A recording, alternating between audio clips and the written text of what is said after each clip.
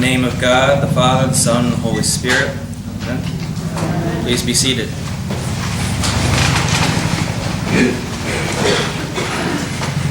We were walking, my fellow Peace Corps volunteers and I, from the hotel to a cafe across town in Gabu, a small city in Guinea-Bissau, which is itself a small country in West Africa.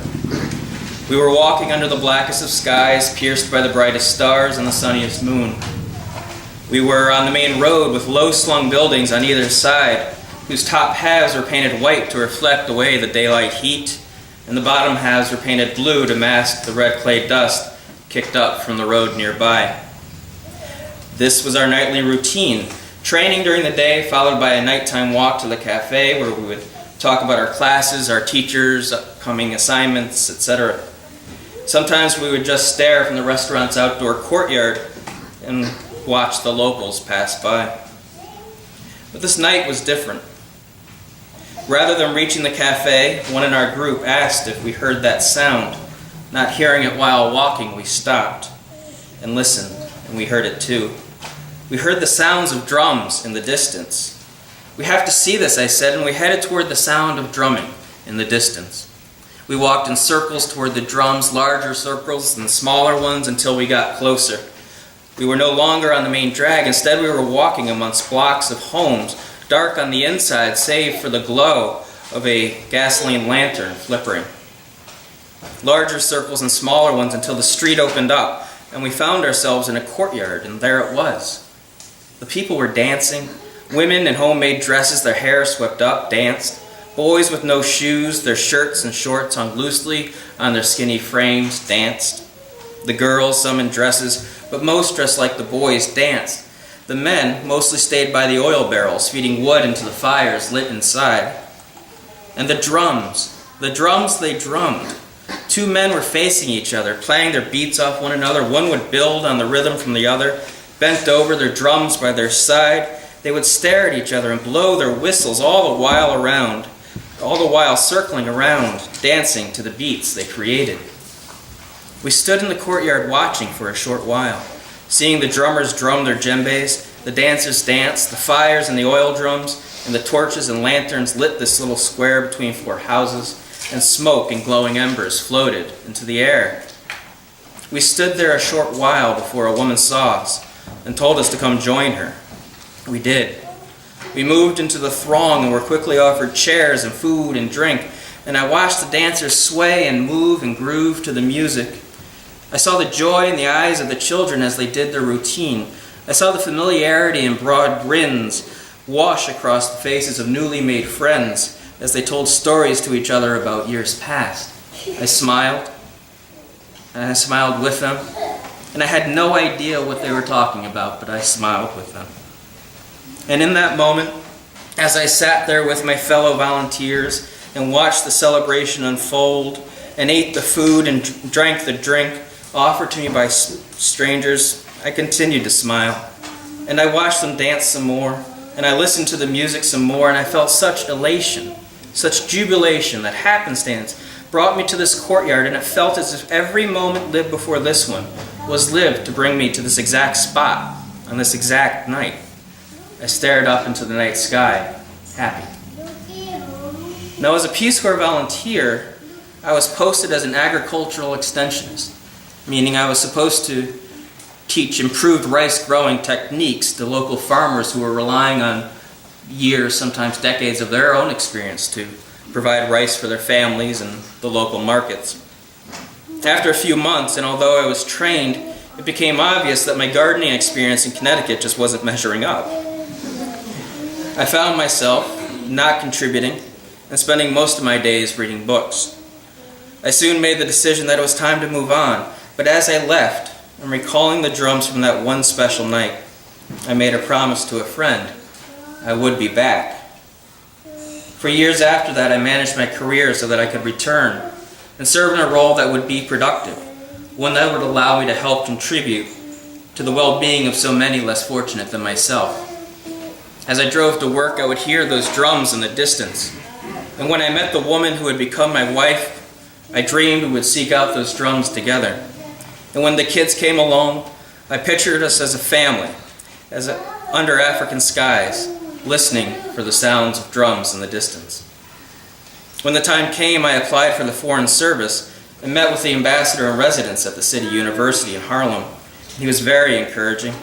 I reached out to any and all contacts, and all signs were suddenly pointing to my being accepted into the program. I was close, so close to realizing this dream of 10 years, and the drums sounded louder, and I could see once again the brightest stars looking down upon me, upon my family, until suddenly it all stopped. For reasons not important to this story, I was suddenly faced with the realization that we would not be able to live overseas. And with a finality that shook me to my core, this dream was done. The drums were silenced. Following this, I entered into what can only be considered a functional depression. I went on, but the sunlight did not appear as bright. I'd drive to work in a fog, do my tasks, and then return home in that same fog. And this lasted for a couple of years. While I always realized just how blessed I was to be surrounded by such a wonderful family, I found myself repeating the refrain, "Is this it?" I'd wake up to that question and there was never an answer. I was lost in my wilderness. Toward the end of this period, I was laid off from my job, and I expected to be drawn more fully into that wilderness. For a time I was. I'd walk the kids to school in the morning, go home, apply for some jobs online, and then go to pick up my daughter from kindergarten in the afternoon. When we got home, we'd lie on the couch watching Curly Sue, and inevitably I'd end up taking a nap. Usually after that nap, I'd wake to the same question, "Is this it?" And this happened for weeks until one day I woke to the sight of my then 5-year-old daughter laying her head on my hip. And I could see just how beautiful she was, and that small realization woke me, not just from my nap, but from the daze I was in for so long. The smallest realization became the most profound. This was it, and it was beautiful. And so in today's lesson, we learn of a different wilderness, one of temptation, and one that lasted for 40 days and 40 nights.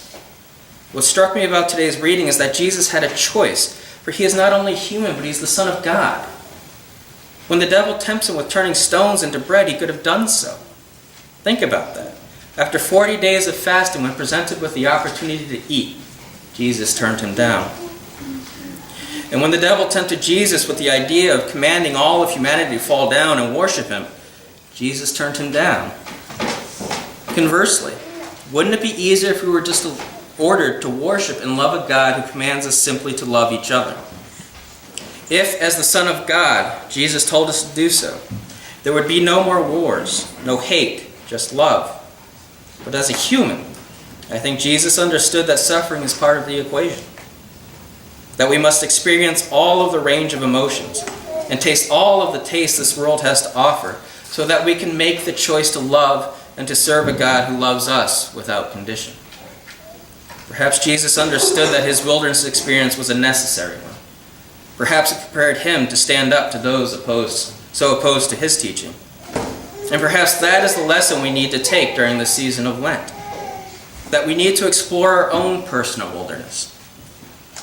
That we need to understand we can survive our lowest lows and muddle through when we must. We need to understand such things because there might be times when we are bullied and God seems so far away. And there might be a time when our love goes unrequited, or we are deserted by a spouse who promised to love you always.